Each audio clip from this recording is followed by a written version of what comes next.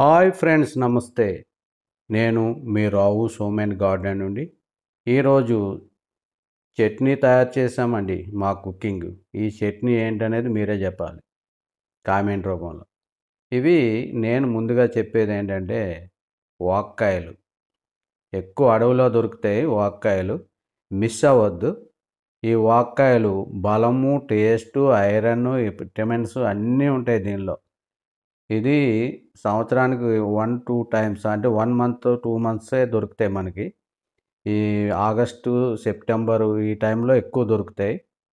అవి మనకు దొరికినప్పుడు తీసుకొని ఇలా చట్నీ, పచ్చడి తయారు చేసుకోవచ్చు. పచ్చడి కోసం కుక్కర్లో పెట్టుకొని ఈ వాక్కాయలు ఇలా కుక్ అయిపోవాలి, గింజలు బయటకు వచ్చేయాలి. ఇలా చిదిమితే గింజలు బయటకు వచ్చేయాలి. చూడండి, ఇలా ఇలా నొక్కితే చాలు వచ్చేయాలి. ఇప్పుడు స్టవ్ వెలిగించి కడాయి పెట్టుకొని ఆయిల్ పోసుకోవాలి. అందులో పోపు సామాన్లు వేసేసుకోవాలి. వేసేసుకొని అలాగే కొన్ని పల్లీలు, మినపప్పు అన్నీ వేసి వేయించుకోవాలి. ఇది చట్నీ కోసం అండి. ఇందులో కొద్దిగా ధనియాల పొడి కూడా వేసాము, పచ్చిమిరపకాయలు వేసాం, పచ్చడి మామూలు శనగపప్పు, మినపప్పు అన్నీ వేసాం, పల్లీలు అన్నీ వేసాం. ఇప్పుడు దీనికోసం మనం చింతపండులా పిసికేసుకోవాలి. ఈ పండ్లు పిసికేసుకుంటే గింజలు వస్తాయి. సేమ్ చింతపండు ప్రాసెస్ లాగే పిసికేయాలి గింజలు. వాక్కాయలు ఇలా పిసికేస్తే గింజలన్నీ బయటకు వచ్చేస్తాయి. గింజలు సపరేట్ చేసేయాలి. సపరేట్ చేసేసి ఒక్కసారి మిక్సీ వేసేసుకోవాలి. ఇలా మిక్సీ వేసేసుకున్న తర్వాత మనం ముందుగా పప్పులు వేయించాం కదా, అవి కూడా ముందుగా మిక్సీ వేసేసి ఈ గుజ్జు అందులో వేసి మళ్ళీ ఒకసారి మిక్సీ వేసేసుకోవాలండి. గుర్తుపెట్టుకోవాలి మీరు. ముందు పప్పులు అవి వేయించాం కదా, అది వేసి అది మిక్సీ వేసిన తర్వాత అందులోనే ఈ గుజ్జు వేయాలి.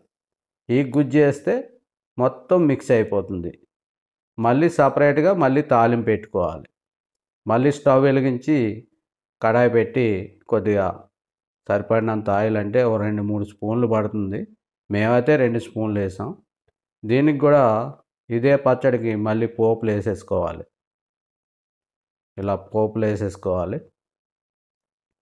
అలాగే ఎండుమిరపకాయలు, అలాగే ఎల్లుల్లిపాయలు ముక్కలు కోసి వేసుకోవాలి. ఇప్పుడు కరివేపాకు కూడా వేసుకున్నాం. కరివేపాకు కూడా వేగిన తర్వాత ఇప్పుడు ఏదైతే మనం చట్నీ పచ్చడి తయారు చేసి మిక్సీ వేసామో ఆ పచ్చడి అందులో వేసుకోవాలి. సరిపడినంత సాల్ట్, కొద్దిగా పచ్చడికి ఎక్కువే పడుతుంది, ఒక 3 స్పూన్లు వేసాం మేము. బాగా మిక్స్ అయ్యేటట్టు కలుపుకోవాలి. మరి ఇలాంటి టేస్ట్ మీరు ఎప్పుడైనా చూసుంటే నాకు కామెంట్ రూపంలో తెలియపరచండి. మరి ఈ పచ్చడి అన్నంలోకి, చపాతీలోకి చాలా టేస్ట్ ఉంటుంది, మంచి బలం ఉంటుంది. ఇది కూడా వర్షాకాలంలో ఈ సీజన్లో నోటికి ఎంతో రుచిగా ఉంటుంది. మరి ఇలాంటి టేస్ట్ మిస్ అవ్వద్దు. ఈ వీడియో నచ్చితే లైక్ చేయండి, సబ్స్క్రైబ్ చేయండి.